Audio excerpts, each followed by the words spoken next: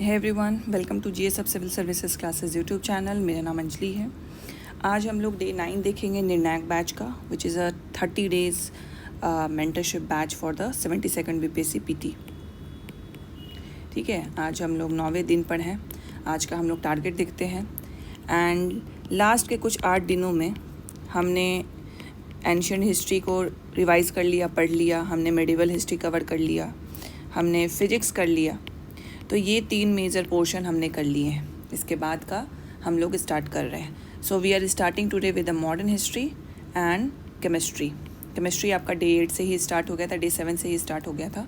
सो देखते देखते 7 दिनों में आपने बहुत कुछ कवर कर लिया है।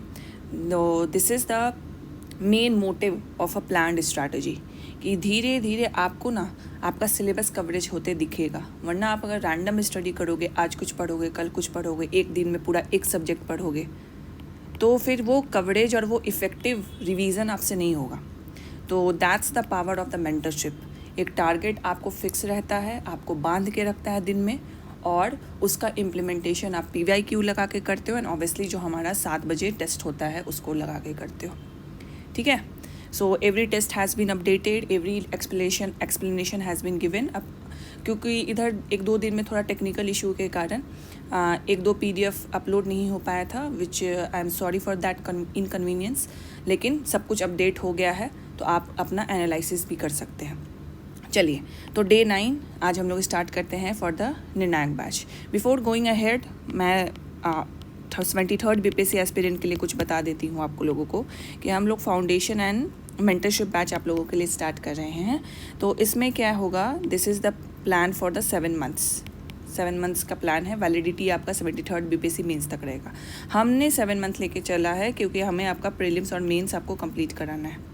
क्योंकि हमें यहाँ पे 1 साल, 1.5 साल, 2 साल आपका प्लान लेके नहीं चलते। We want you to do the effective study, ताकि आप एग्ज़ाम ओरिएंटेड स्टडी करें और एग्ज़ाम क्वालिफाई करने के लिए करें। ठीक है, तो 7 months में we are going to cover the pre and the mains. Per day आपके 2 लेक्चर्स रहेंगे, एक प्री का, एक मेंस का। टारगेट्स आपको मिलेंगे जैसे मेंटरशिप बैच में मिलता है। पर डे आपको टारगेट्स मिलेंगे, पर डे आपको इस टारगेट्स को कंप्लीट करना है लेक्चर के साथ, नोट्स मिलेगा आपको। एंड ये मंडे टू फ्राइडे का शेड्यूल रहेगा आपका। सैटरडे संडे आपके लिए फ्री नहीं है। Saturday Sunday is for the active learning. जो अभी तक आपने वीक में कवर किया है उसको सैटरडे को आप प्रीलिम्स का टेस्ट दोगे, संडे को आप मेंस का टेस्ट दोगे।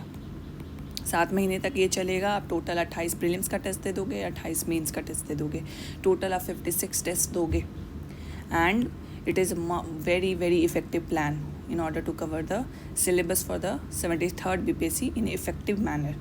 ठीक है, एक प्रोडक्टिव मैनर में कि जो पढ़ा है उसका आप क्वेश्चन भी सॉल्व कर रहे हो, उसका आंसर राइटिंग भी कर रहे हो।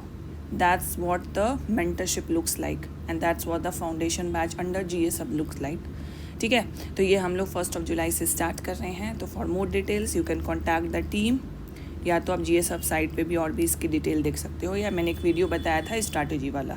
And those who don't want to and start for those who don't want to join और they want to start for the 73rd BPSC strategy, तो वो स्ट्रैटेजी को फॉलो करो। बस कंसिस्टेंट रहना, डिसिप्लिन रहना एंड स्टिक रहना। एक प्लान से स्टिक रहोगे ना, रिजल्ट आपको दिखेगा। 10 प्लान आपको नेट पे मिल जाएंगे, 10 कंटेंट आपको नेट पे मिल जाएगा। कंटेंट का भी इशू नहीं है मार्केट में कंटेंट भरा हुआ है, लेकिन वो भरे हुए कंटेंट्स में कौन सा रेलिवेंट कंटेंट है वो चूज़ करना, पर डे गाइड करना, हाथ पकड़ के बताना ये पढ़ना, ये पढ़ना, ये पढ़ना है, इसमें भी क्या पढ़ना है, क्या छोड़ना है। एंड देन उसके बाद कि टेस्ट लगाना और उसको अपने आप को जज करना कि मैं जो पढ़ रहा हूँ सही तरीके से पढ़ रहा हूँ कि नहीं पढ़ रहा हूँ। दैट्स द इफेक्टिव लर्निंग, और उसी का दूसरा नाम है mentorship. Foundation come mentorship batch for the 73rd BPSC। ठीक है, तो जिन लोगों पे कि कुछ पूछना चाहते हैं, इंक्वायरी है, तो you can contact the team, और GSF साइट पे आप चेक कर सकते हो, लिंक आपको डिस्क्रिप्शन में मिल जाएगा। चलिए, हम लोग डे 9 स्टार्ट करते हैं फॉर द निर्णायक बैच। तो डे 9 में आपको करना क्या है, first slot we are starting with the modern history. Congratulation on completing ancient history and the medieval history. First है आपका रिवोल्ट ऑफ 1857 जो आपको पढ़ना है, spectrum, modern history and GSF का जो नोट्स है उससे पढ़ना है। सेकंड स्लॉट ऑब्वियसली हमने केमिस्ट्री स्टार्ट कर दिया, उसी को कंटिन्यू करेंगे, पॉल्यूशन एंड द गैसेस। ठीक है, और इसको NCERT से एंड ऑब्वियसली GSF नोट से करेंगे। NCERT में मैं बता देती हूँ, क्लास 11th का chapter number 14 and class 9th का चैप्टर नंबर 14। ठीक है। अब चैप्टर वैरी कर सकता है फॉर द न्यू स्टूडेंट, क्योंकि मैं ये बार बार रिपीट करती हूँ, लेकिन क्लासेस वही है। उसमें आपके पास कोई दूसरा एनसीईआरटी वर्जन होगा तो मे बी उसका चैप्टर नंबर अलग होगा, बट ये टॉपिक आपको यहाँ से देख लो। Current affairs, awards and honours, and उसके बाद इसका आपको करंट अफेयर नोट से करना है। इसके साथ साथ आपको पता है, यू नो द ड्रिल, कि मंथली मैगजीन हमने अपलोड किया हुआ है, हाफ ईयरली मैगजीन अपलोड किया हुआ है, एंड बिहार के लिए हमने मंथली मैगजीन अपलोड किया हुआ है, उसको कवर करो। साथ साथ ऑब्वियसली आप इस पीडीबी फैक्चुअल डेटा के लिए करोगे, ठीक है। ये आपका ओवरऑल प्लान होगा। हर स्लॉट में ऑब्वियसली आपने जब इस कंटेंट को पढ़ लिया है तो आपको PYQ को अटेम्प्ट करना है, ये टॉपिक से रिलेटेड। इसको पढ़ लिया है तो इसके PYQ को अटेम्प्ट करना है इस टॉपिक से रिलेटेड, एंड ये पढ़ लिया है तो आपको इसके PYQ को अटेम्प्ट करना है।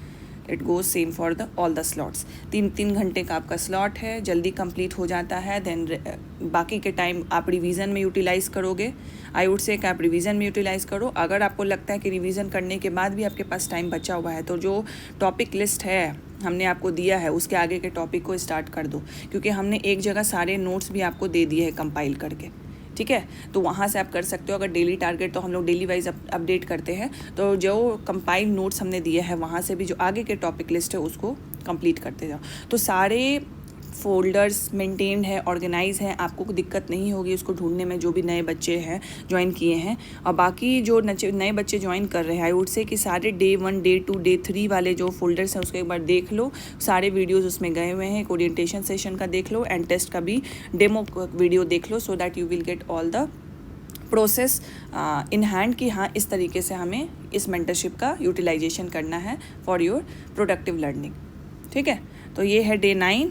आज से हमने मॉडर्न हिस्ट्री स्टार्ट कर दिया है और इसको हम लोग भी जल्दी से कवर कर लेंगे। तो देख लो कितनी इफ़ेक्टिव प्लानिंग से कितना ज़्यादा फ़ायदा होता है, ठीक है। एंड ऑब्वियसली टेस्ट जो क्विज चलेगा आपका 7 बजे जाएगा क्विज, इसको आपको देना है, अटेम्प्ट करना है, एंड एक्सप्लेनेशन जो जाता है उससे आपको मैच करना है, ठीक है। एनालाइज करना है, जो गलती हो रही है उसको अपने नोट्स में लिख देना है, जो GS सबका नोट्स है वहीं पे लिख दो, सो दैट जब वो रिवाइज़ करोगे तो ये जो गलतियां हैं आप यहीं पे रिवाइज़ कर लोगे। कोई नया फैक्ट है, कोई गलती हो रही है तो वहाँ हाईलाइट कर लो कि इस टॉपिक का मैं ये वाला चीज़ बार बार गलती कर रहा हूँ, तो उसको हाईलाइट कर लो। इसको करते हैं एनालिसिस, और ये बहुत ज़्यादा ज़रूरी होता है। सब क्वेश्चन लगा लेते हैं, PYQ लगा लेते हैं और बोलते हैं अटेम्प्ट कर लिया, टेस्ट अटेम्प्ट कर लिया, टेस्ट लगा लिया। टेस्ट लगाना उसको नहीं कहते हैं, वो आपका 50% 60% वर्क है। 40% अभी भी आपका बच्चा है जो एनालिसिस वाला पार्ट होता है, और उसी में ज़्यादा टाइम लगता है और बच्चे वही छोड़ते हैं, और सबसे ज़्यादा इफेक्टिव वही रहता है आपके लिए, ठीक है। So all the best for the day 9 and for the 73rd BPSC candidates. If you want to join you can check the details of the course in the description box, ठीक है। चलिए, थैंक यू सो मच।